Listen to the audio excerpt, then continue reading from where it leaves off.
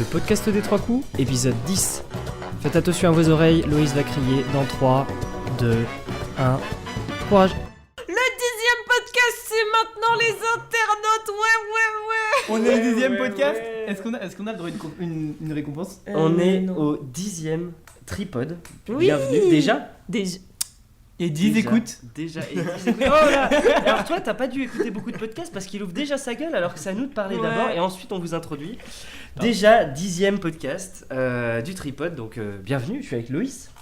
Oui, et j'ai posé mon collier pour pas faire des bruits parasites pendant le C'est vrai, podcast. c'est vrai parce qu'on enregistre encore une fois chez moi et ça va être une catastrophe. Navré pour les sons qu'il y a eu avec Dreammaker. Vous avez vu que c'est un petit peu plus court parce que justement on a fait beaucoup de petits bruits. Loïs, elle veut me dire un truc. Alors, ah oui, je sais ce qu'elle veut me dire. Non, c'est pas ça.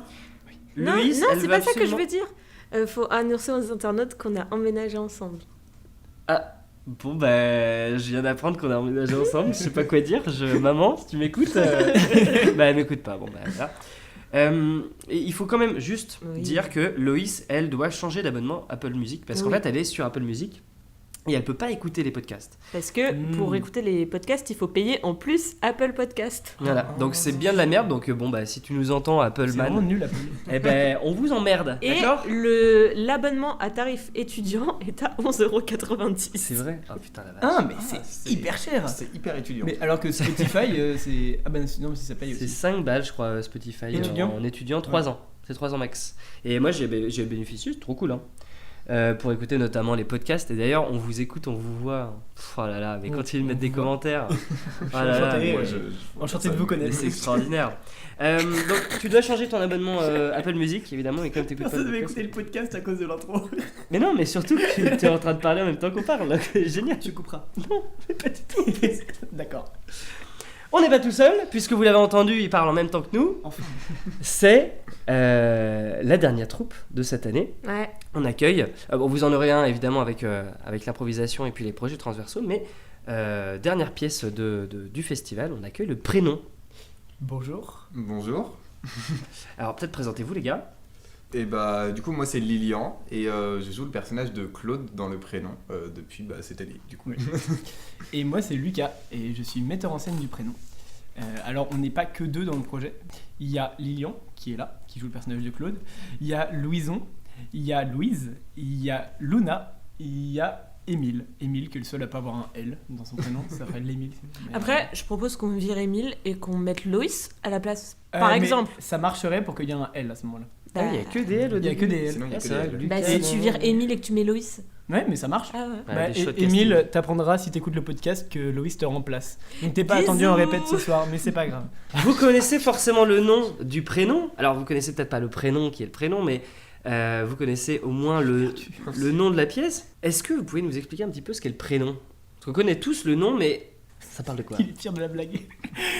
Succinctement, le prénom, ça parle d'un repas entre amis qui se passe au moment où Louise, qui joue donc le rôle d'Anna Caravati, attend un enfant. On est invité chez les Garot-Larcher, chez Babou et Pierre. Et il y a 3 invités, Claude, C'est ça. ici présent, Vincent et Anna. Vincent est le mari d'Anna. Et en attendant Anna, on commence à chercher les prénoms. Et le prénom de l'enfant, en fait, va faire chambouler toute la soirée entre règlement de compte, entre révélations. Et en fait, il y a une émulsion qui va se créer entre vraies révélations et choc entre les personnages. Alors c'est une comédie qui est très très drôle et il y a beaucoup de rebondissements. C'est vraiment un très très bon moment à passer où il y a 5 personnes qui se mettent sur la gueule un peu dans cette image là du repas de famille qui tourne mal. Bon, je spoil tout de suite, le prénom c'est Xavier. Hein. Non mais fallait pas le Ouais, dire. ouais, non, mais je ferai plein de spoil. Pardon, tu vas appeler ton fils Xavier. Comme Xavier Dupont de Ligonnès. Ah bah, mais tout par delà, tout On par delà. n'embrasse pas du tout. Donc le prénom, c'est vrai. une pièce avant tout drôle, c'est ça, hein, c'est une comédie. C'est très drôle, c'est très très drôle. Ça, c'est un petit peu dans la veine des différentes pièces qu'il peut y avoir sur des couples d'amis un peu. C'est quoi? C'est un couple d'amis un peu bourgeois? Ils sont comment? Ils sont dans un appartement parisien? Alors, vas-y si tu veux. Ouais, il y a un côté un peu bourgeois mais qui est quand même Enfin, on va dire que le couple Garot-Larcher, il est quand même assez ouvert, etc. Mais il y a un petit côté bobo parisien, on va dire. Oui. Voilà, ils lisent Télérama. Ouais, voilà. Ah, alors ça, Alors, attends, non, attention. On peut lire Télérama en ayant une télé, mais lire Télérama sans avoir de télé, on monte dans le cliché bourgeois. Voilà. Ah oui, mais surtout que Télérama, en plus, il parle pas trop de télé, vraiment. Hein. Moi, j'ai un gros alors, contentieux si, avec, à la page télé, Oui. Ah oui, il parle c'est de ça. télé. Ok, mais moi, je déteste Télérama. En fait, un jour, ils avaient... Je suis vendéen, déjà. C'est Télédrama. Et c'était les dramas, clairement. Les Herbiers, donc Superville, machin, abonnez-vous, avaient bien monté, je crois que c'était en foot. Ils étaient vraiment montés en Coupe de France et ils sont allés se battre contre, je sais plus, le PSG ou je sais pas quoi. Se battre. Donc, ouais. Ils sont allés, taper du ballon, quoi. Et Télérama s'est foutu de leur gueule en mode, il y avait plein de bus de supporters qui sentaient bon le sandwich jambon beurre, machin, qui sont repartis la queue entre les jambes après s'être pris 3 buts. Bon, bah, certes, mais bon, bah, le storytelling était beau, donc allez vous faire enculer, Télérama, c'est bon. Ah oui, d'accord. Ouais. Et là, Faire, ça remonte à son enfance depuis, il leur a pas pardonné. Non, mais ça fait. Je m'en souviens, c'était en 2006. Non, mais ça fait il y a pas si longtemps que ça, c'était il y a moins de 10 ans. Ah oui, Donc, oui, bon, non, mais d'accord. merci pour le festival ciné Télérama 4 balles machin tout ça. Déjà faut arrêter de monter les prix, mais surtout genre parlez mieux des petites communes. C'est pas parce qu'on vous écoute pas et qu'on vous lit pas que vous êtes spécialement intéressant. Donc allez vous. Non mais j'aime bien lire des trucs intéressants. J'aime lire. Comme Comme j'aime lire. comme Ah. Amblin qui disait j'aime lire, qu'on embrasse. Ah oui. Mhm. On embrasse tout le monde nous ici. Hein. Oui. Sauf Dieu Sauf- donné et Xavier sauf Dupont de Xavier Ligonnès. Dupont. Ok, ça Et va, Christelle. Sans transition, le prénom. Donc c'est une pièce, c'est une comédie. Tout se passe en huis clos. Tout se passe autour de justement ce fameux apéritif, apéro dînatoire avec Buffet marocain. buffet marocain. Buffet marocain. Ah, c'est important de le dire. C'est important de le dire. C'est important. Il y a 2-3 vannes là-dessus. Ah oui. Pas Bah, d'appropriation culturelle. Fais-nous les vannes Mais, maintenant. Babou s'est lancé dans un buffet marocain. Ah oui, ça c'est une vanne. Ça. Ça, c'est une vraie vanne. D'accord. Bah, ça donne envie déjà. On peut dire que c'est la comédie du festival. C'est une pièce que tout le monde connaît. Puis c'est la comédie du festival, étant donné que cette année, tout le monde avait envie de parler de mort, apparemment. Mais comme chaque année. Sauf une vie comme les autres qui approche avec beaucoup de légèreté, je crois, son sujet. Ah oui, c'est ce qu'il a dit. Hein. Il a dit que le sujet Oui. était vraiment super simple. Super convivial. Non, mais c'est mine de rien la pièce, la pièce phare du festival parce qu'elle a un nom connu aussi et parce que c'est une comédie que tout le monde connaît un petit peu comme le dîner de con, ne serait-ce que Au de moins nom. de nom. Ouais, c'est ça, ne serait-ce que de nom. Et puis aussi de son image qu'elle a eue avec le film notamment. Moi, une de mes questions, c'était est-ce que vous avez découvert la pièce par la pièce en tant que telle ou par le film déjà ? Alors, moi j'avais commencé par regarder le film, mais il y a vraiment quelques années, quand il était sorti, que j'avais beaucoup aimé. Et après, du coup, quand on a présenté les pièces en début d'année pour rentrer dans l'assaut, la pièce m'intéressait, donc j'ai re-regardé une version de la pièce chez moi pour voir un peu aussi la version théâtrale plutôt de la pièce. Moi, j'ai jamais vu le film, ou alors j'en ai aucun souvenir. Mais j'ai découvert quand j'étais petit, je devais avoir 8-9 ans. Et dans mon petit théâtre de petite ville, en fait, la troupe adulte faisait cette pièce-là. Moi, c'est comme ça que j'ai découvert. Et la pièce de l'année d'avant, c'était Arsenic et vieilles dentelles. Qui est pas très moins connu, quoi. qui est pas autant connu. Qui est pas Flippity Flop autant et Schligash. D'accord. Babidi-bou. Justement sur des textes comme ceux-là, donc des textes qui sont assez connus, qui ont un humour qui a un humour typiquement bien français pour le coup, comme on a dans La Cage aux Folles, avec le dîner de con, avec Le jeu aussi. le jeu. Ouais, mais le jeu c'est pas une pièce de théâtre. Moi là où je veux en venir, c'est vraiment le fait d'une pièce de théâtre, de jouer une pièce de théâtre comme ça. C'était pas une pièce de Est-ce base. que non du D'accord, tout. ok. Non, c'est un film italien déjà. Ok, d'accord. Est-ce que c'est pas on n'a pas besoin justement de grossir les traits tant c'est un texte qu'on connaît ou tant c'est une histoire qu'on connaît et qu'on a déjà un petit peu assimilé en nous. Je suis pas sûr de ça, je pense que au contraire, l'avantage c'est que on a beaucoup d'exemples, enfin on peut s'inspirer de beaucoup de choses et du coup il y a aussi beaucoup d'exemples où on peut se dire bah ça je l'aurais pas fait de cette manière-là. Et du coup, même moi, je sais que ça m'avait aussi intéressé de regarder pas mal de représentations, juste des extraits, mais de plein de comédiens différents, donc avec des comédiens pros, mais même je sais que j'étais tombé sur une vidéo, c'était des collégiens ou des lycéens qui faisaient ça, mais je trouvais ça intéressant parce que du coup, personne n'avait la même interprétation. Et c'est plus facile de se dire, bah ça je le ferais potentiellement un peu plus poussé ou un peu moins. Ou... Moi je pense, alors déjà je suis parti du principe que je voulais pas regarder la pièce pour la mettre en scène. Du coup j'ai lu le texte et j'ai décidé de la mettre en scène par ça. Mais j'ai pas eu d'exemple dans ma mise en scène autre. Genre quand j'avais une image de la pièce, c'était celle qu'il y avait avec la pièce des 3 coups, pas d'une autre compagnie ou d'une autre représentation. Parce que je voulais pas essayer justement de me faire influencer par ça. Et je pense dans tous les cas que chaque metteur en scène ou chaque metteuse en scène et chaque troupe, parce qu'il y a aussi un impact fort de la réalité de la troupe, les comédiens en tant que tels, il y a beaucoup de facteurs qui rentrent en jeu et qui font qu'aucune mise en scène ne sera pareille. Je pense pas du tout qu'on ait besoin de tomber dans le boulevard ou de tomber dans la caricature. Mais donc je pense que là, cette année, on a réussi à aboutir à quelque chose qui est assez unique.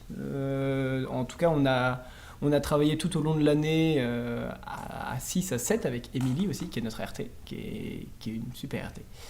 Et franchement, là, le résultat est bien parce qu'il est unique, parce qu'il est dynamique, parce qu'il y a une vraie patte. Franchement, on pourra être fiers de ce qu'on présentera au festival.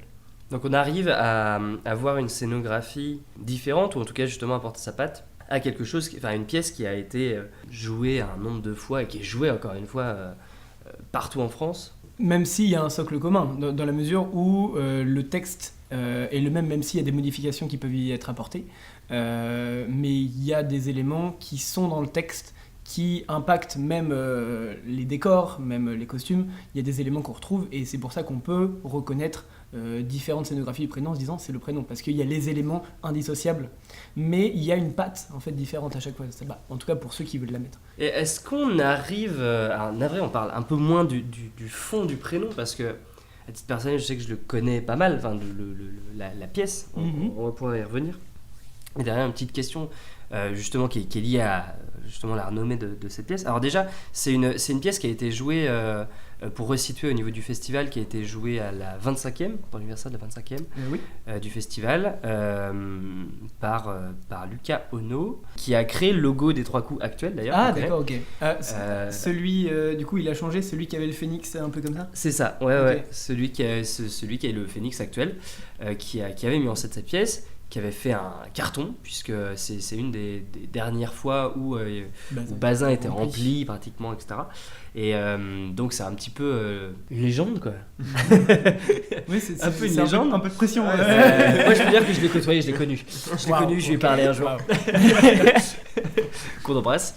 Moi je sais pas s'ils suivent encore, mais je sais qu'il y en a quelques-unes qui suivent encore.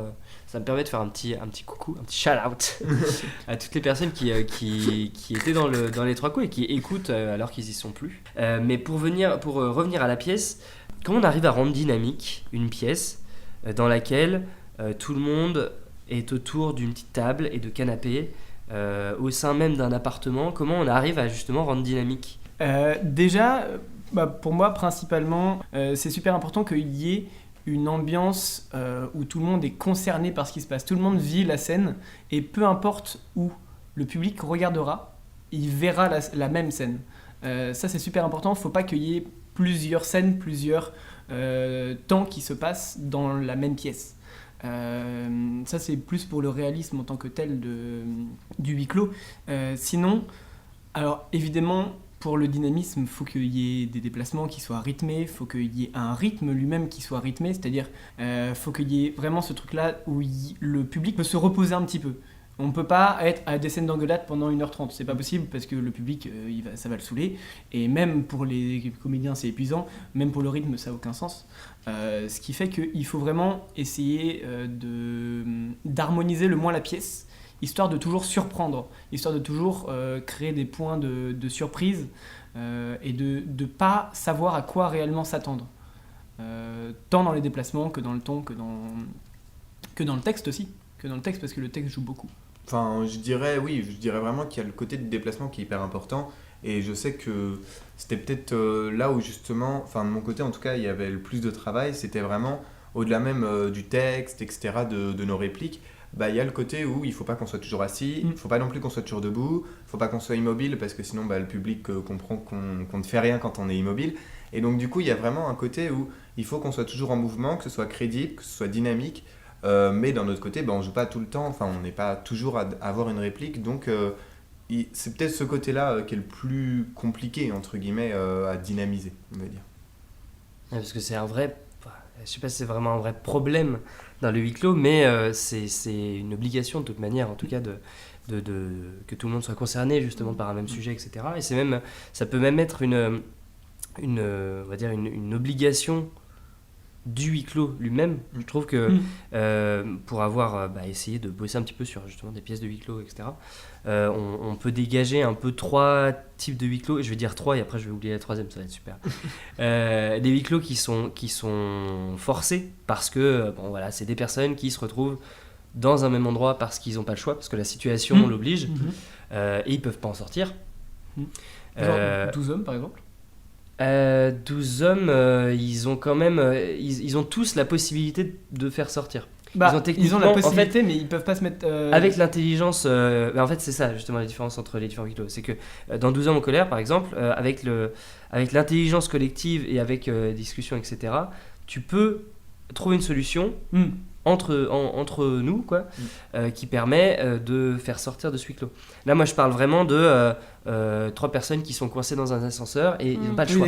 C'est un escape game en fait. Ouais, c'est ça. Même pas, parce qu'un escape game, tu peux avoir la possibilité de le faire. Mais il y a t'as ce genre de huis clos. T'as le firmament de Lucie, j'ai oublié son nom de famille, qui est un peu comme ça, qui est pour moi une version améliorée de 12 hommes en colère. 12 hommes en couleur. Alors que le film est en noir et blanc. Non mais le firmament, c'est un peu ça. Enfin, c'est des femmes qui se retrouvent toutes pareil, dans un tribunal pour juger quelqu'un. Et 12 hommes en colère, ça fait longtemps que je l'ai lu la pièce, donc je sais plus trop. Mais dans le firmament, elles ont vraiment pas la possibilité de sortir. Elles sont obligées d'être là, quoi. Sinon, couper la tête, tout ça, quoi. Et vraiment, le firmament, si vous pouvez aller le voir ou le lire, faites-le, parce que c'est vraiment genre 12 hommes en colère en 10 fois mieux écrit. Moi, j'adore cette pièce. De Lucie, je sais plus son nom de famille. Lucie Castet. Mais voilà, c'est un peu comme la souricière, pareil, qui a une obligation de... en fait, il y a trop de neige, il n'y a plus de bagnole, machin. Il n'y a plus de calèche, je sais pas quoi. Et encore, la souricière, il y a différentes pièces. Oui, mais c'est une obligation. Pour moi, un huis clos, c'est pas uniquement dans une seule même pièce. C'est une situation. En l'occurrence, dans ça, c'est une situation qui oblige à rester ensemble, ou alors des personnes qui, une volonté de la part d'une personne d'avoir ce huis clos, ou justement. Ce côté, j'ai oublié le troisième, ce côté où si on travaille tous ensemble, on peut être la solution pour la sortie du huis clos. Et donc c'est la différence entre ces différents huis clos de obligé et pas obligé. Mais à la base, la définition du huis clos, genre vraiment précise, c'est pas aussi que vraiment, si genre t'as des personnes qui sortent de la pièce, c'est un semi-huis clos. Parce que pour moi, genre le vrai huis clos, les personnes ne peuvent pas sortir de la pièce. Huis, ça veut dire porte, et clos, ça veut dire fermé, donc la porte est fermée. C'est pour la petite analyse. Oh, bien joué. Mais qui sort, après c'est pareil, tout dépend après de la limite qu'on donne dans le huis clos. Si la limite c'est 8. C'est 8. Non, mais si la limite c'est la pièce en tant que telle, ou si la limite c'est le lieu, la maison, ou si des choses comme ça. Oui. Enfin voilà, ça définit l'intérieur et l'extérieur. En tout cas. On va parler un petit peu de la troupe. Alors Lilian, t'es nouveau. Ouais. Attends, ça c'est la question de Loïs. Lilian, tu viens d'arriver aux 3 coups, t'es tout nouveau. Tout à fait. Ça va ? Très bien. Non, très bien. C'est une super asso, c'est une super troupe. Non, c'est trop plaisant, c'est incroyable. Il était payé. J'ai été payé. Ouais. C'est vraiment un metteur en scène horrible qui me frappe si je dis pas les bonnes choses. Wow, les metteurs en scène payent leur tu couperas du coup ? Ah oui, faut couper. Pas toi. Mais non, parce que toi tu m'adores. Mais si. Bon, elle a fait un signe des doigts. Elle a fait un petit cœur coréen avec sa main. Non, j'ai fait des sous. Mais non, t'as fait un petit cœur coréen. Je suis content. Non, mais je peux pas que tout couper. Hein. Non, mais dans le prénom, c'est vrai qu'il y a quand même des sujets qui sont abordés, qui sont un peu border. Comment ça, pareil, comment on juge la limite de ce qu'on dit, ce qu'on dit, c'est dans le texte, mais ce qu'on fait autour, genre comment on illustre les propos. Comment ça va? On s'en sort toujours avec un petit truc de ça va. Ouais, Moi, tout dépend de la manière dont c'est abordé, tout dépend de la manière dont c'est reçu. Pour moi, ce qui compte, c'est l'intention. Au niveau des propos border, c'est pas une intention sérieuse, c'est justement aussi une réalité sociologique, cette pièce, parce que en fait ça dépicte des schémas sociologiques et en fait ça les mène en parodie. Là est tout l'intérêt de ces moments qui peuvent être border dans la pièce. Évidemment, il n'y a pas d'incitation à la haine raciale, il n'y a pas de réel message politique. C'est une manière de tourner en ironie aussi certains schémas sociologiques et politiques. Second degré, même mine de rien, on parle de choses. On parle de choses sérieuses quand même. On parle de choses sérieuses. On parle de choses sérieuses sur un fond d'ironie et de sarcasme. Et est-ce que, au final, on dit le prénom dans la pièce? Est-ce que le prénom est dit dans cette pièce? Oui. On le sait? Donc c'est Mathieu, c'est ça le prénom? Non, c'est Xavier. Pour ne pas spoiler? Non, le vrai prénom. Non, le vrai, oui, parce qu'on fait la vanne avec Xavier, machin. Mais c'est Mathieu. Tu couperas. Oui, non, mais oui, c'est Mathieu. Le prénom, alors qu'en vrai, on sait tous que le prénom c'est bip. Et donc on sait le prénom dans la pièce. Donc on sait le prénom. Est-ce que du coup tout ce qui découle de la pièce est vraiment lié uniquement à ce prénom-là, ou est-ce que c'est juste un moyen d'éclatement pour ce groupe? Moi, c'est ça que je trouve ça vraiment bien dans la pièce, c'est ça que je trouve assez intéressant, c'est qu'il y a effectivement la révélation du prénom qui met un peu le feu aux poudres, quoi. Mais après, derrière, il y a vraiment tout un côté où tout le monde se dit ce qu'ils se sont jamais dit. Et ça, je trouve ça bien parce que justement, il y a un fond de blagues, comme on l'a dit, parfois un peu border, etc., qui vont vraiment tirer à la caricature. Et d'un autre côté, un fond vraiment très sincère où chacun va dire ce qu'il pense les uns des autres. Alors que ça fait 20 ans qu'ils se connaissent et qu'ils se l'étaient jamais dit. Et du coup, ça, je trouve ça vraiment intéressant. Mais ça tourne pas que du coup autour de la révélation du prénom. C'est que même, et justement c'est ça qui marque un peu le crescendo constant du prénom, c'est que d'une scène ou d'une engueulade, il va y avoir un élément qui va être retenu pour que ce soit le motif d'une nouvelle engueulade. Et en fait, ça fait vraiment des montagnes russes. Et dont le prénom n'est que l'événement déclencheur de tout ce qui se passe, mais ce n'est pas le motif principal. Vous aimez ce genre d'histoire, ce genre de film, un petit peu comme Les Petits Mouchoirs, etc., qui du coup sont ce qu'on appelle un peu les films d'une bande de potes, quoi. Les films, ou les films familiaux, je sais pas comment expliquer. On est très, très habitués, nous, en France, à faire ce genre d'histoire. C'est quoi votre film préf comme ça? Mais j'ai pas vu Les Petits Mouchoirs. C'est vrai? Ouais.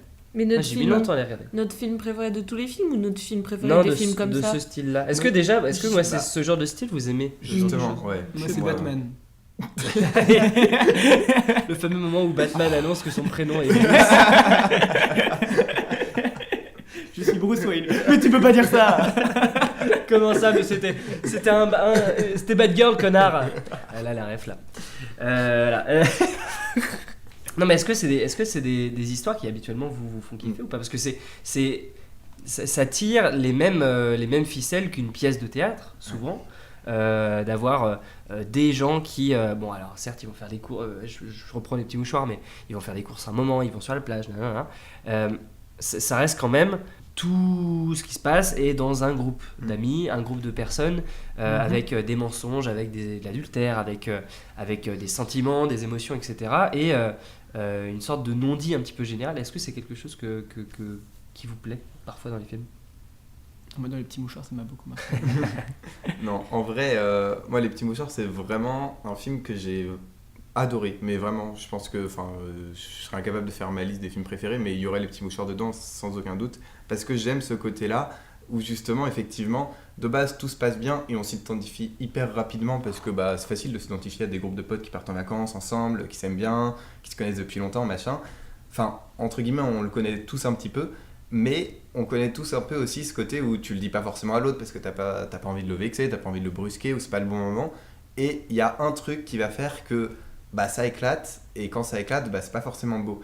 Mais je trouve que justement, c'est ça qui fait la beauté de ce genre de film, c'est que ça te procure plein d'émotions parce que tu t'identifies si facilement que, vraiment, le petit mouchoir, c'est bien trouvé comme nom de film, quoi. C'est vraiment. Petit mouchoir, c'est avec Cluzet. Il y a Cluzet. Oui. Marion Mon fils. Cotillard. Cotillard. Toute la bande de potes un peu. Ouais. Ok, d'accord, je regarderai. Je regarderai en même temps que j'écouterai le podcast. En même temps, En même temps. tu coupes le son. Il a une voix super bizarre, François Cluzet. Et la voix d'Emeline. Donc tu veux dire, Lilian, qu'on est très peu dans la communication, enfin que on peut avoir tendance en tant qu'humain à être beaucoup dans le non-dit, et que le non-dit c'est obligatoirement une manière d'exploser après. Non mais moi je suis là pour jeter des pavés dans la mare. J'ai récupéré tous les pavés de la mare de la table, je vais les mettre ici. Il fait la pleureuse des bacs à sable. Ouais, c'est ça. Petit trèfle. Elle a dit ça sur scène alors que c'était pas dans son texte. Et c'est marrant. J'avais pas du tout l'expression, mais je l'utiliserai tout le temps. Mais alors moi, elle s'est inscrite dans ma mémoire. Non, mais je sais pas si ça fait partie de nous de ne pas tout dire, mais je pense que oui, on aimerait pouvoir toujours tout dire, mais si on est 100% honnête, il y a toujours des petits trucs qu'on garde pour nous. Et en vrai, c'est pas très grave, je pense que ça fait partie de la vie humaine et que voilà, c'est comme ça, et que des fois, il y a même pas forcément besoin de les dire, mais que justement, quand il arrive un événement assez important, comme dans les petits mouchoirs ou comme dans le prénom, sans dire l'événement qui se passe, mais ça débloque quelque chose et ça fait que du coup, chaque petite engueulade va amener un truc piquant en plus qui s'était jamais révélé. Et ça, oui, je pense que malheureusement, ça peut vraiment arriver facilement. Ce qui fait aussi le charme, pour revenir à ta question, le charme de ces films-là, c'est que, alors je sais pas pour les petits mouchoirs, mais par exemple je pensais à Cuisine d'Indépendance ou encore ce truc-là. Qui est une pièce aussi, hein. Qui est aussi une Qui est pièce. une pièce. C'est vraiment des dialogues aussi qui sont assez cinglants, qui sont auxquels tout le monde peut s'identifier, encore une fois, parce que c'est vraiment ce groupe-là de proches, et ça peut être des proches différents, ça peut être des couples, ça peut être des amis, et donc c'est super simple de s'identifier parce qu'on a tous dans notre entourage des proches. Et pas des proches, pardon. Personne n'a son ensemble. Seulement sur la route. Tu nous manques. Waouh. On t'embrasse. Et en fait, ces textes qui sont assez cinglants, qui mettent des pics, qui viennent littéralement broyer une ambiance qui aurait pu faire croire qu'elle allait bien s'installer dans une soirée ou dans quelque chose, dans une histoire, ça fait une cassure qui a un vrai charme.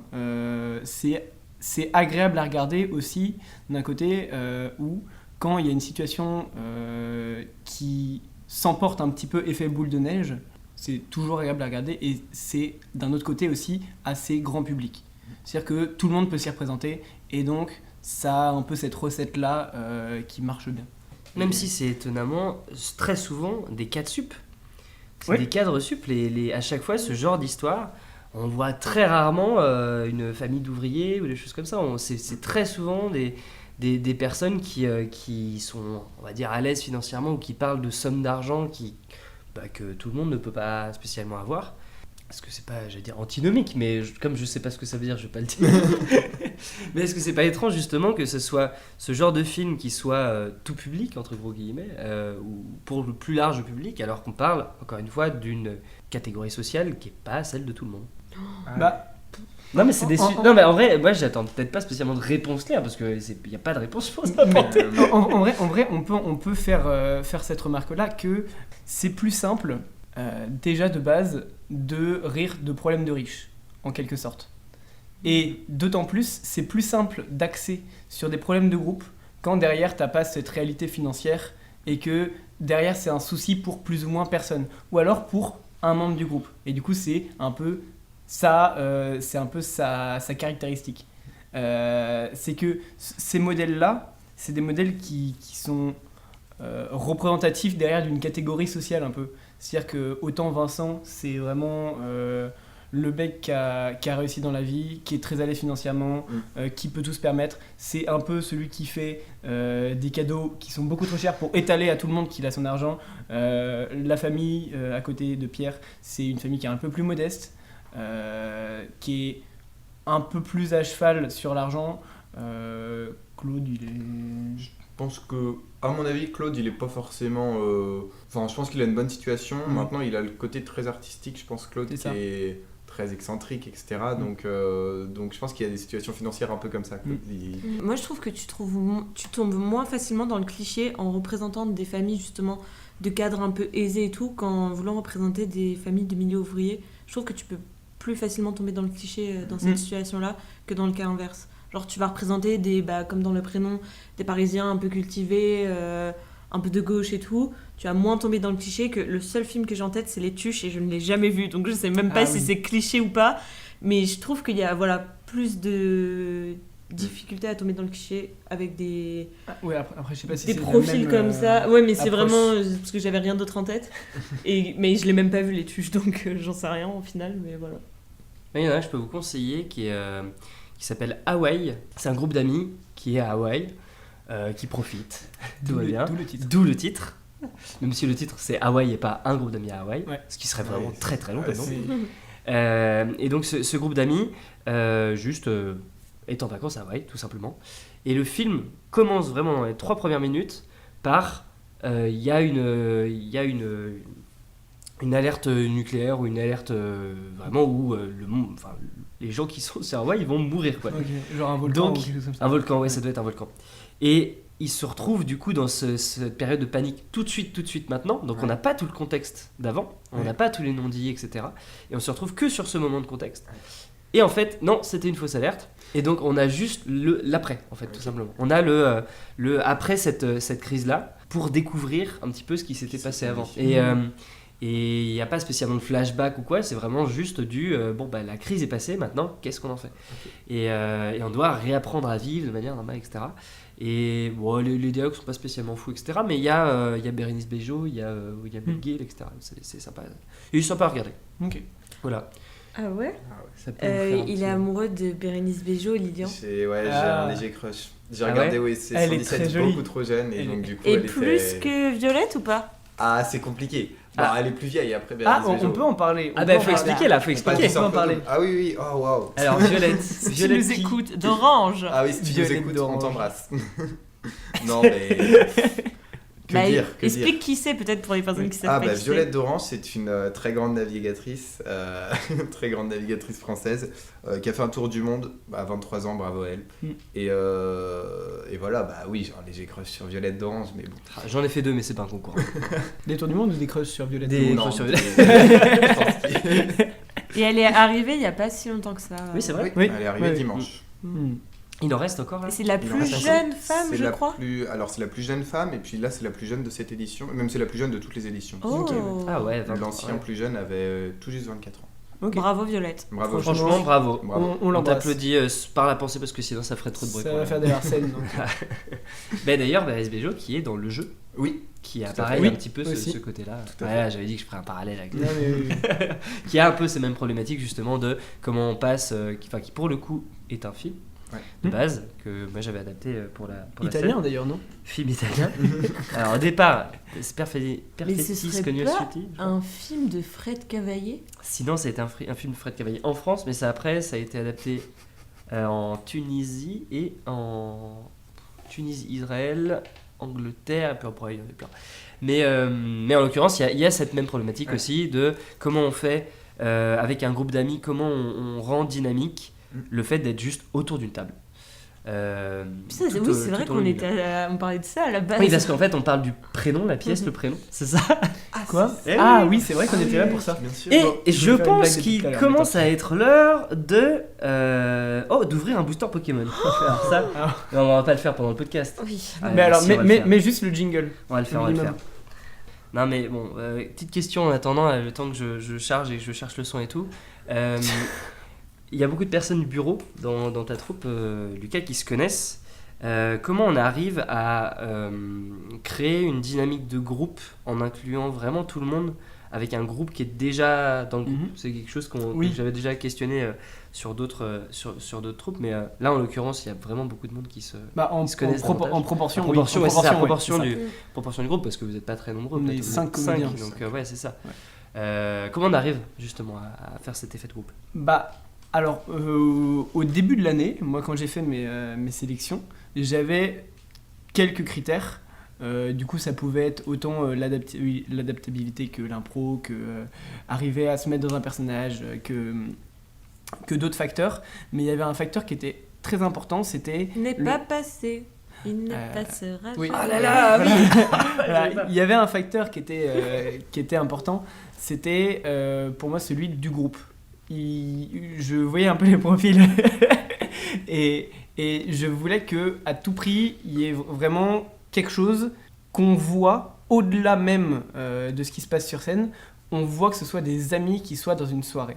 Et donc au fur et à mesure de l'année, il y a vraiment des liens qui se créent entre les comédiens pour que derrière même ça ressorte de la manière la plus naturelle possible sur scène. Lilian vient de dire pas du tout. Mais alors- si, je rigole. On les embrasse d'ailleurs. J'embrasse détestes le prénom. J'embrasse tout le prénom. Tu détestes Luna, c'est ce que t'as dit un petit peu avant. Ah, non, on mais en reparlera. non, mais- non, c'était pas Tout le monde permis. déteste Luna. Oh, Oula. on coupera. aussi. En gros, comment faire pour qu'il y ait vraiment cette ambiance de troupe là, même s'il y a des gens qui se connaissent de base, et d'autant plus qu'il y a donc 3 personnes qui sont dans le bureau. Il y a Émile, Luna et Louison. Et moi. Lucas. Et moi. Et Émilie, mais ça c'est normal parce qu'il y a les relations troupe. En fait, c'est en accent un petit peu la manière dont... Bah, alors déjà, j'avais confiance dans le fait que la troupe, ça allait bien se passer. Et même les profils sont des profils qui sont très ouverts aux gens. Et donc, moi-même, j'ai essayé de mettre un peu cette dynamique alors d'abord d'inclure les gens, c'est normal d'ailleurs. Mais c'est vrai qu'il y avait donc Louise et Lilian qui étaient les 2 petits nouveaux de l'assaut et de la pièce. Et donc c'était surtout sur le premier semestre, vraiment essayer de se faire découvrir les uns les autres, que ce soit par des petits jeux, que ce soit par plein de petites choses. Et Ça se voit s'est fait... que Lucas il est animateur. Hein. et ça s'est super bien fait, parce que là, la troupe s'entend super bien. Bon, sauf Lilian. Mais sinon... Il est trop concentré sur Violette. Et donc aujourd'hui on est une troupe qui est assez soudée, donc ça c'est beau à voir, c'est beau à vivre, C'est beau, c'est beau. c'est beau. Et est-ce que tu as ouvert C'est ton beau et pack c'est Pokémon? tellement beau qu'il est temps C'est moi qui le fais. d'ouvrir le s'il paquet te Pokémon. plaît. Tu Quel ouvres Dialga ou Palkia? La rose. Pas Il de faut juste que ce soit le plus rapide possible, pitié. Oui. Mais je sais comment on fait parce que moi j'ai que des bonnes cartes tout le temps. Et là je vais avoir des mauvaises cartes. Et là Ça c'est mon moment préféré d'ailleurs.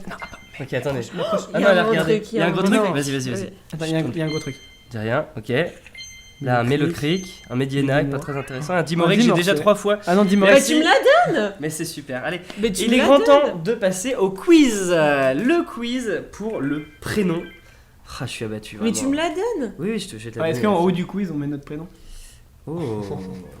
En référence à la pièce. En fait, il a fait la blague parce que la pièce s'appelle Parce Le que Prénom. c'est ça. Et du coup, en haut du quiz. Non, j'ai Non mais Attends, elle s'appelle Le Prénom, la pièce Si Oui, on n'a oui, pas rigolé, oui. c'est pas parce qu'on n'a pas compris, c'est parce que c'était pas drôle. Ah non, mais c'était pour Et quand qu'on on ira sache, voir la c'est ça. pièce, il n'y a pas de souci. Si on rigole pas, c'est pas parce que c'est pas drôle. Hein. Sinon, Non, on pas refait les dedans, blagues. visiblement. On refait Non, les c'est pas blagues. ça. Si on rigole pas, c'est pas parce qu'on n'a pas compris, c'est parce que c'est pas drôle. Ah oui, non, Oui. mais du coup, c'est Non. juste. Donc Vous connaissez, évidemment, puisque vous avez tous écouté le podcast, c'est L'heure du quiz. Le quiz. 7 questions autour, pas spécialement du prénom, mais Non. on s'est concentré sur les pièces de théâtre adaptées au cinéma.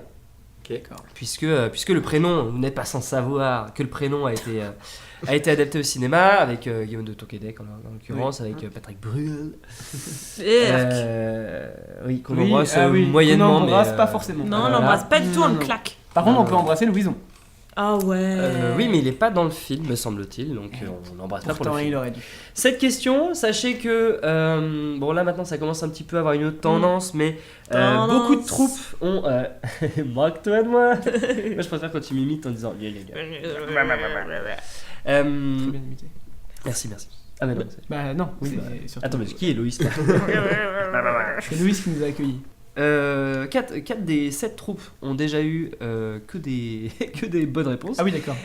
Donc là vous vous Bon, bah, battez c'est bien, ça- pour ça fout pas la pression. Pour être le moins mauvais. pour être le moins mauvais. Eh ben, c'est D'accord, cool, en tout ça cas. marche. Ok. C'est un QCM. Je vous pose la question. Si jamais vous l'avez pas tout de suite, je vous donne les 3 propositions. Ok. Et puis, Parce que parfois, et on puis voilà. brainstorm. C'est que des pièces françaises, comme ça vous vous êtes pas embêtés. D'accord. Et à savoir que c'est un quiz qui a été fait cette fois-ci, pas par quiz.biz, Non, pour une fois. mais par. Mais on les embrasse quand même. Mais voilà, on les embrasse par Des bisous. moi-même et un certain Ouais. chat, mais qui a pété en même temps que on faisait le truc. ChatGPT. Mais oui, la vache. J'avais pas compris la blague. Oh, moi non C'est plus. vrai Non, mais si. Là, je l'ai. Première question, quelle pièce de théâtre de Pierre Barillet et Jean-Pierre Grédy a été adaptée en film avec Catherine Fro en 2010? On fait moins les malins. Hein. Attends, Catherine Fro. Moi, j'ai toujours dit Catherine Frotte. Donc, est-ce qu'on peut dire qu'il y a un non-lieu si on a une faute Je pense pas, je pense que c'est vraiment D'accord. Catherine Fro. D'accord. Dans le doute, je crois qu'on l'a, mais on peut avoir les 3 On- réponses dans le doute. Il n'y a pas de souci. Est-ce Alors, que je m'inquiète première proposition, l'invité. Deuxième, la potiche. Et troisième, un air de famille. Catherine Deneuve Potiche, il a voulu nous avoir. Alors, moi j'ai vu ni un air. Attends, faut le dire là. Moi j'ai vu ni un air Mais de non, famille. J'ai vu ni un air de famille. je pense ni, que- Vas-y. Je pense que c'est un air de famille. J'ai jamais vu. Mais moi j'ai pas vu l'invité non plus. Mais c'est pas Potiche parce que c'est Catherine Deneuve. Je vais regarder effectivement parce que il me semble que Potiche c'est bien Catherine Deneuve. Ah Alors, oui, je suis Gérard un peu- Depardieu. Je suis un peu curieux. Ah. Je vais regarder s'il y a Catherine Fro dedans. Parce que il y a un monde où c'est de chat et il a fait n'importe Et quoi. Frotte. Du coup, moi C'est effectivement Catherine Deneuve. Alors, j'ai l'impression qu'il va y avoir un non-dieu. Ah, je suis Ah. un peu énervé. Ah, Yes zut. Je suis un Ah peu non. énervé. On est tellement Oh, connectés. Bon, l'invité c'est avec Thierry Lhermitte, D'accord. qui est une pièce de théâtre. Que mon papa voit très régulièrement dans le train d'ailleurs. Des invités. C'est vrai. Oui. non, Thierry Lhermitte. Ah, Thierry Lhermitte. Parce qu'il a une maison juste à côté de chez moi. D'accord. Et du coup, mon papa prend et il lui parle et tout, ils discutent ensemble. Et D'accord. lui, on embrasse. C'est effectivement Potiche. Effectivement, c'était pas Catherine Fro, donc navré. Catherine Deneuve. C'était Catherine Deneuve. En effet, donc Potiche, et non pas un air de famille. Je vous la donne. Ah, Ok, c'est je gentil. vous la c'est donne. gentil. Ouais, Ok. Je vous la donne. C'est Voilà. c'est bien affable. Dans Le Père Noël est une ordure de 1982. Quel personnage est célèbre pour ses doubichous? Est-ce que c'est Zizi? Est-ce que c'est Zezette? Ou est-ce que c'est Félix? C'est pas Zezette. Parce que c'est pour moi c'est le voisin du dessus. Ah ouais. Attends, Non, les folichos non, c'est bah la non. recette avec les biscuits qui sont frottés sous les aisselles. Bah, Non, pour moi mais non. c'est Félix. Non, pour moi c'est. Bah vas-y, ok, vas-y. Mais Zezette pour moi c'est la fille justement. Ok, bon, on dit Félix. Ok, on pense que c'est Félix. Et j'assumerai si c'est ma faute. Je pense que j'ai arrêté d'utiliser ChatGPT. On va avoir toutes les réponses. Donc, Il va y a avoir tout plein de faux. non-lieux. C'est le quiz qui a la mauvaise réponse. Oh là là. Ouais, c'est ça, ouais. Mais tu sais qu'en plus, j'ai failli te le dire, tu veux pas qu'on vérifie les réponses, mais j'ai oublié de te le dire. Ah ouais, non mais ouais. Bah la preuve. Non mais après, les autres, je les ai travaillés, donc ça va. Oui, les autres, ça va. Du coup, c'était quoi la réponse C'était bien ça, c'est ça. T'inquiète. Non, par contre, c'est un cloug, hein, le gâteau qui est roulé sous les aisselles. De Mais quoi ça, c'est biscuit, mais ça s'appelle un cloug sinon. Troisième question, cette fois, c'est moi qui l'ai fait. Ok. Quel dramaturge est célèbre notamment pour avoir adapté nombre de ses pièces au cinéma? Peut-être celui qui a fait notre pièce. Mathieu Delaporte et. Ouais. Bah, Mais après, pas il a tant, fait. pas Bah tant non, que ça, il a parce pas que fait. disons qu'il y en a. Il Il y y en a a une. le prénom. Ouais. Alors sinon c'est Delaporte et bah mince le deuxième Bon, et son ami Mathieu Delaporte et bon, c'est pas grave. C'est eux qui ont fait le Comte de Monte Cristo. ah ouais? Ah oui. Voilà, si vous voulez l'information. Pas tous les deux, non, il y en a qu'un des deux, non? Non, c'est Non, les deux. deux. C'est les deux. Trois propositions, Francis Weber, Jean-Luc Lagarce et Sacha Guitry. Ah, Sacha Guitry. Et les trois, je les connais. Hein. Bah, Ah, alors, on fait moins le malin Sacha qui tombe Guitry, dans le ravin, là. il écrit des pièces et De Bureau par exemple c'est une pièce qui a été mise au cinéma. Moi je dirais Sacha Guitry, d'autant plus que je connais Quentin Bessot qui est extrêmement fan de Sacha Guitry. Non, il est fan de moi, Quentin Bessot. Mais toi aussi. Ah, était au mais cinéma, ça oui. je sais pas. Hein Toi, ah oui, c'est de Sacha Guitry. Ouais. Je sais pas si Tu elle a été malin. mise au cinéma, mais je mettrai pas ma main à Bah, couper. Mais Vas-y. mes ongles, je peux les mettre à couper. Ok. Sur cette Bon, on question. part sur Sacha Guitry alors. Les ongles C'est de en Nice. effet Sacha Guitry. Alors, Sacha Guitry, il avait une particularité. Il a réalisé 36 films, dont 17 adaptations de ses pièces. Et à chaque fois, il jouait dedans et il était très souvent le personnage principal, comme quand il écrivait ses pièces. Donc il a écrit une centaine de pièces. De Bureau, c'est lui qui fait le père. Ouais. Ok. Oh, ouais. C'est magnifique, tu verras. Oui. Ouais, Le- sa voix bien nasillarde. Allez voir le monologue du mime de Bureau qui est magnifique. Ouais, qui est très très joli. Donc il a réalisé, en fait, il avait cette habitude-là, donc il die. Il avait cette habitude de mettre en scène une pièce, d'écrire une pièce, de mettre en scène, de se mettre en scène du coup dedans, et ensuite l'année d'après ou l'année d'encore après, d'adapter sa pièce au cinéma et de jouer dedans. Donc il adaptait une pièce qu'il avait lui-même écrite dans laquelle il jouait le personnage principal pour jouer le personnage principal d'un film dans lequel il réalisait. Bref, 4e question. Dans quel film de 1996, inspiré d'une pièce d'Agnès Jaoui et Jean-Pierre Bacry, une famille se réunit dans un café? Ah non, pas Dans un café. dans un café. Caméra café. Presque. Ah, 3 propositions, un air de famille, place publique ou cuisine et dépendance. Cuisine dépendance, c'est bien la bande de Jaoui, mais c'est pas dans un café, c'est dans un appart. Bah alors, c'est pas ça. J'ai vu aucun des 3, donc vraiment, je peux pas t'aider là. Mais par contre, Bacry, super, comme ça. Là. Mort aussi. Mort aussi. Mort. On l'embrasse, mais... On l'embrasse, mais... On l'embrasse, hélas. c'est un peu sale. On le verra plus mais- beaucoup. mais on Mais, l'embrasse. ouais. Place publique, moi ça me dit rien. Bah après, ce serait logique, vu que c'est un café, c'est public. Il y a En Place, qui est avec. Non mais oui, non mais alors là, on va pas faire tout le catalogue des films, ça. Répondez par pitié. Alors en fait, Il y a le grand public, il y a le grand bleu aussi. Oh, on s'éloigne. Je dirais Place publique, mais. Bah Il alors, va on falloir dit une place publique. réponse. Place publique? Ouais. Hélas, c'était un air de famille. Merde. Bah, c'est vraiment celui qu'on En n'a fait, pas soupçonné. vraiment. Un air de Ouais. famille et cuisine et dépendance sont des pièces d'Agnès Jaoui et Jean-Pierre Bacry qu'ils ont adapté après au cinéma. Et Place publique, c'est un film dans lequel ils ont joué tous les deux. On sera pas les meilleurs. Mais qui est pas une pièce de théâtre et dans laquelle il y a Yvick, Mr V. Alias Mr. V, Voilà. le vidéaste connu. C'est ça. 5e question, quelle pièce de théâtre de Francis Weber a été adaptée au cinéma sous le titre L'Emmerdeur? Vas-y. La chèvre, le placard ou l'emmerdeur? Oh, ce serait drôle Bah. que ce soit l'emmerdeur.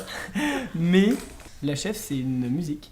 Ok, bah c'est un film aussi, mais pas du tout le même du coup. Mais oui, c'est vrai que c'est aussi un film avec, Depardieu. Depardieu On l'embrasse et- pas non plus.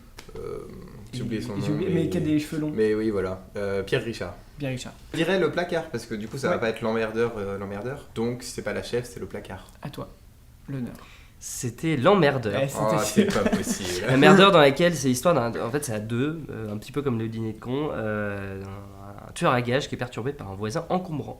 Le placard, c'est avec... Enfin, ça a été réadapté avec Daniel Auteuil et, encore une fois, Gérard Depardieu, sur justement sur l'homosexualité. Et avec Gérard Depardieu qui joue un harceleur au travail qui se découvre une homosexualité latente. Dans 8 femmes, oh, ça en fait des femmes. Adaptation d'une pièce de Robert Thomas. Quel est le lien entre les 8 femmes, justement? Je vous donne peut-être les 3 propositions. Elles sont voisines d'étage. Elles travaillent toutes dans la même entreprise, elles sont toutes suspectes d'un meurtre ou elles participent à une fête de famille. Ah bah Ah c'est oui, bien. elles sont c'est suspectes d'un meurtre. Non, mais- Aucune de que Alors, t'as dit. elles sont aussi dans le même immeuble, mais elles sont aussi suspectes d'un meurtre. C'est effectivement, elles sont toutes suspectes d'un meurtre, puisque il y a la fille, enfin les 2 filles du mort, il y a la gouvernante, il y a la vieille, il y a les 2 sœurs, enfin bref. C'est un très très bon film avec beaucoup de... Enfin une très très bonne pièce et un très très bon film avec beaucoup de musique notamment. Bah, c'est une comédie musicale. Ouais, c'est une comédie musicale jukebox. Il y a un qu'il y a moment, pas de il y a création. un moment où elle fait comme ça. En gros, elle est heureuse, elle laisse ses bras en l'air et elle balance son chat par la fenêtre. Voilà. Ah ouais, peut-être. Et bah, ça, c'est une scène qui t'a marqué. Et bah, ça, c'est une scène qui m'a vraiment marqué parce que j'ai quasiment aucun souvenir du reste du film. Dernière question. Quelle pièce d'Eugène Labiche, qui a été adaptée au cinéma en 1938, raconte les mésaventures d'un homme qui doit remplacer un objet perdu? 3 propositions. Non? Peut-être que vous l'avez? Attends, remplacer un objet perdu. Si, j'ai.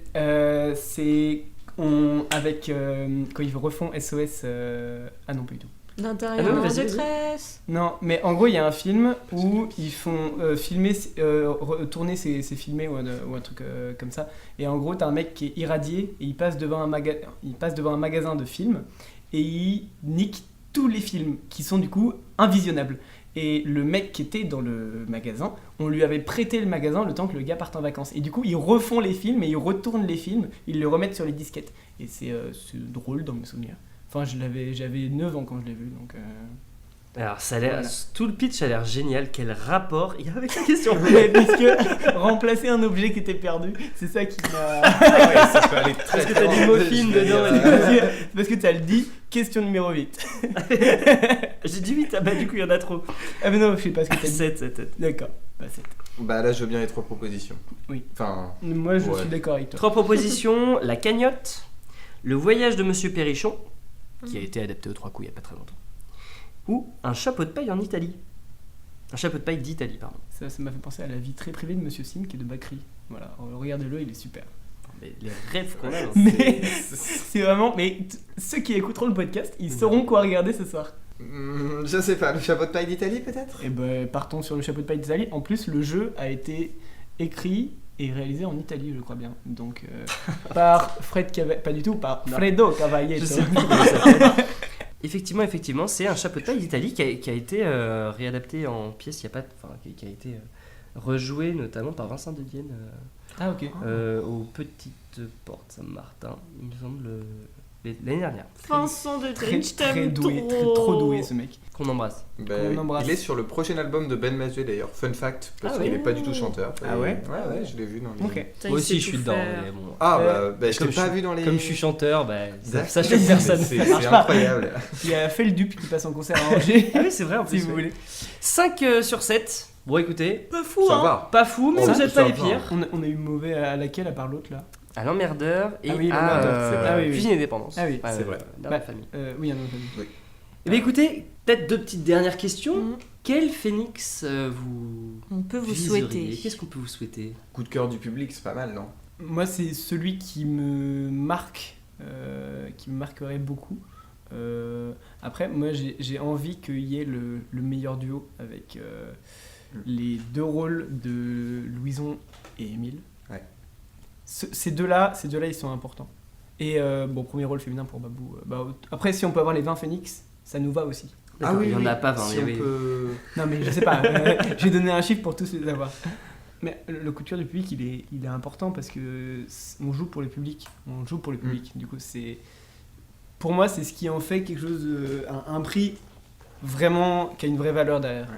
C'est-à-dire qu'il y a des rires derrière. Et Eh t'as mis tes ben, lunettes. on vous retrouve, on peut vous retrouver pour voir si on va rigoler, comme tu dis, le 20 mars à l'amphithéâtre Bazin, le 2 avril à l'auditorium et le 4 avril en amphi Bazin. Exactement. Ça. Le 4, c'est un vendredi. On a le 4 qui est après le 3.